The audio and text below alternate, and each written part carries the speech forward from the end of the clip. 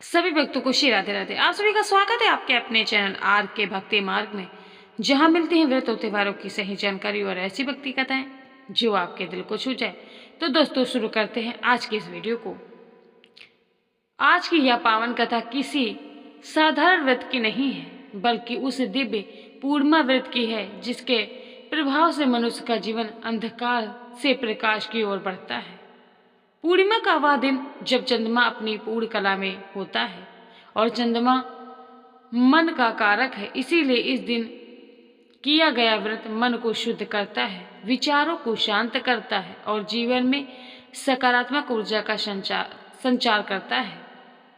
शास्त्रों में कहा गया है, जो व्यक्ति पूर्णिमा के दिन श्रद्धा और नियम से व्रत करता है, उसके जीवन से दरिद्रता, अशांति और दुर्भाग्य धीरे धीरे विदा हो जाते हैं और भगवान विष्णु तथा माता लक्ष्मी की कृपा अस्थायी रूप से उसके घर में वास करने लगती है।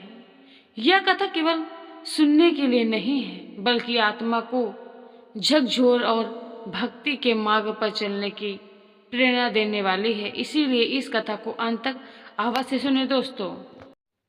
बहुत समय पहले धर्मपुर नामक एक नगर था। वह नगर बाहर से बहुत सुंदर दिखाई देता था, पर उसी नगर के एक कोने में एक निर्धन ब्राह्मण अपने परिवार के साथ रहता था। ब्राह्मण अत्यंत धर्मात्मा था, प्रतिदिन भगवान का नाम लेता, यज्ञ हवन करता था, परंतु उसके घर में धन का नामो निशान नहीं था। कई बार ऐसा होता था कि पूरे दिन घर में चूल्हा तक नहीं चलता, बच्चों का आधा पेट सोना पड़ता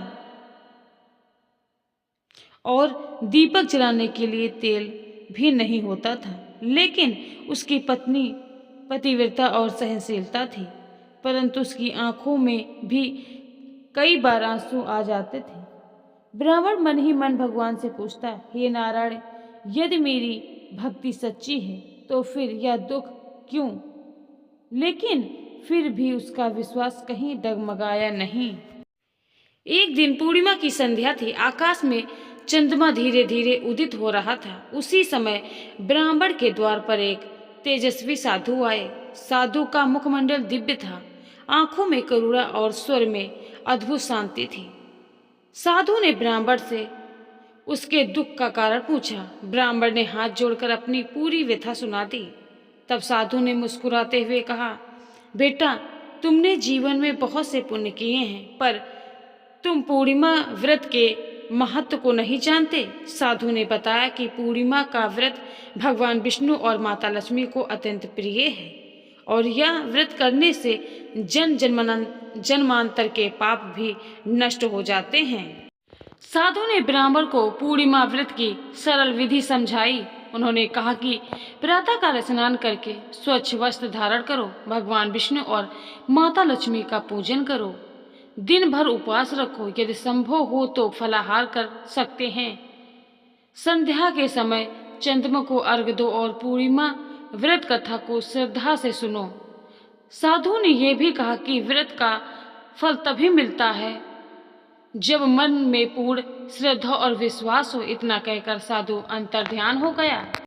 ब्राह्मण और उनकी पत्नी ने उसी दिन से पूर्णिमा व्रत करना आरंभ कर दिया। उन्होंने पूरे नियम और श्रद्धा के साथ व्रत किया। कुछ ही समय में उनके जीवन में परिवर्तन दिखाई देने लगा। जिस घर में कभी अन्न नहीं होता था, वहां अब अन्न के भंडारे भरने लगे।